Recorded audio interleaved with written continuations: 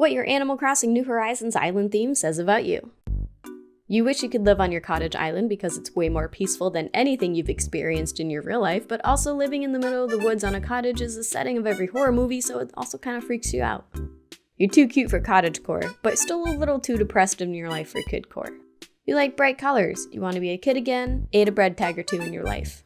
This is the best core. You are the best kind of person. This game is called Animal Forest for a reason. You've nailed it. You were so amazed that you could finally plant palm trees all over your island that you just never stopped.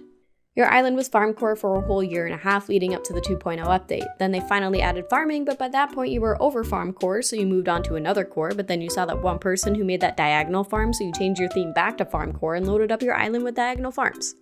You saw the server furniture item and you were like, yeah, I would like 100 of these on my island. You either live in Japan or want to live in Japan. Also, you saw the server furniture item and you were like, yes, I would like 100 of these on my island. You thought you were super creative with making your island an island, but you got halfway through it and realized that your island was already an island, so you added some rusty buildings and called it a day. You're normal. That's it. I don't even know what Normcore is, which is what everyone says when they make their island Normcore. You're one of those people that started a countdown to the December holidays in September. You grew up as a goth kid or pretending to be a goth kid. You found out that you could completely cover your island with the sand path, so you did it because you thought it was fun and then realized it would take just as long to undo all the sand, so you called it Desertcore to make yourself feel better about spending hours covering your island in sand. And now you have a legitimate excuse to put Anka on your island.